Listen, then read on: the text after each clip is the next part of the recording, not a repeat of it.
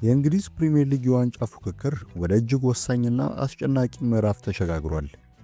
አርሰናል ከ20 ዓመታት በኋላ የሊጉን ዋንጫ ለማንሳት እያደረገ ባለው ጉዞ ላይ ትልቁ መሰናክል ከፊቱ ተደቅኗል። የሰሜን ለንደኑ የረጅም ጊዜ ባላንጣው ቶትናም ሆትስፐር። የቶትናም ደጋፊዎች የአርሰናልን የዋንጫ ህልም በእጃችን እናጨልማለን እያሉ በመዛት ላይ ናቸው። ታዲያ አርሰናል ይህንን የሥነ ልቦናና የሜዳ ላይ ጫና ተቋቁሞ ያልፋል ወይስ በዋይት ሃርት ሌይ ሜዳ ላይ የውድቀት ጅማሮን ያስመዘግባል የሚለው ጥያቄ ምላሽ በእጅጉን አጓጊ ሆኗል። ዛሬ መረጃዎችንና ቁጥራዊ አሃዞችን ዋቢ በማድረግ ይህንን የሞት ሽረት ፍልሚያ እንፈትሻለን። እስከ ቪዲዮ መጨረሻ አብራችሁን ቆዩ።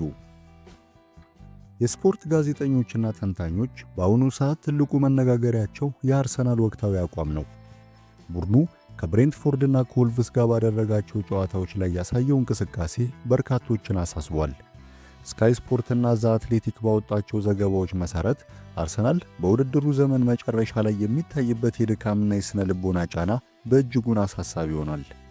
በተለይም ቡድኑ ጨዋታዎችን ቀድሞ በመምራት ነገር ግን ውጤቱን አስጠብቆ በመውጣት ረገድ ክፍተቶች ታይተውበታል።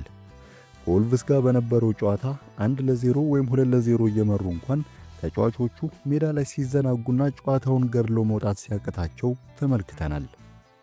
ይህ ደግሞ በአንዳንድ የአርሰናል ደጋፊዎች ዘንድ ከቶትናም ጋር 1 ነጥብ ባገኝም እቀበላለሁ የሚል የተስፋ መቁረጥ ስሜት እንዲፈጠር አድርጓል። ነገር ግን ሻምፒዮን መሆን የሚፈልግ ቡድን እንደዚህ አይነት አስተሳሰብ ይዞ ወደ ሜዳ መግባት የለበትም። ዋናው ጥያቄ አሰልጣኝ ሚኬል አርቴታ ይህንን ክፍተት እንዴት ይሞላዋል የሚለው ነው። ታዋቂው የእግር ኳስ ተንታኝ ጋሪ ኔቭል በቅርቡ እንዳለው አርቴታ በዚህ ወሳኝ ወቅት ላይ ጨካኝ ውሳኔዎችን ማሳለፍ ይጠበቅበታል። በመጀመሪያው አሰላለፍ ላይ ቢያንስ የ3 ወይም 4 ተጫዋቾች ለውጥ ሊያደርግ እንደሚገባ ብዙዎች ይስማማሉ። ከነዚህ ውስጥ ግንባር ቀደሙ ግብ ጠባቂው ዴቪድ ራያ ነው።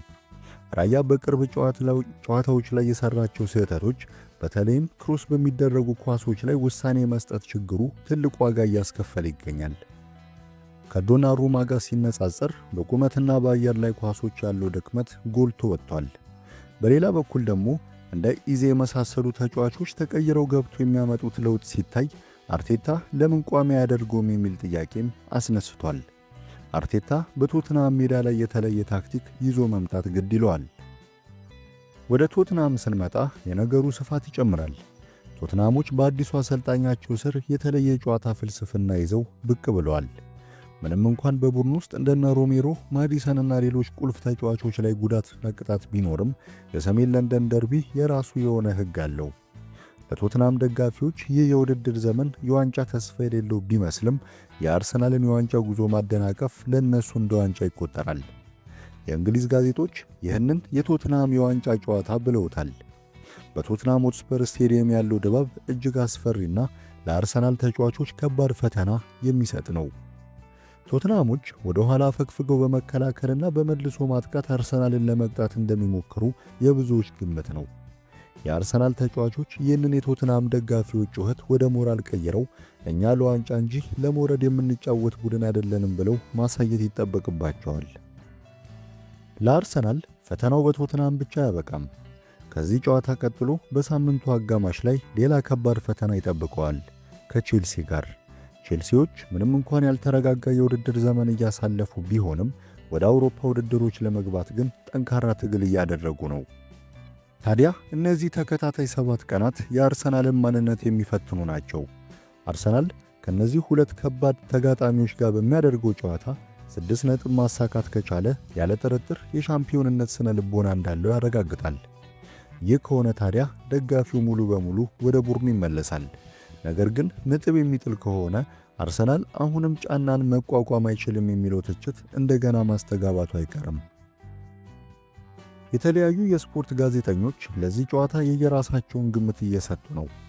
አንዳንዶች አርሰናል ባለው ጫና ምክንያት ጨዋታው አንዳቻ በሆነ ውጤት ሊጠናቀቅ ይችላል ሲሉ፣ ሌሎች ደግሞ አርሰናል ጥራቱን አውጥቶ 2-1 ወይም 3-1 ሊያሸንፍ ይችላል ብለው ይገምታሉ።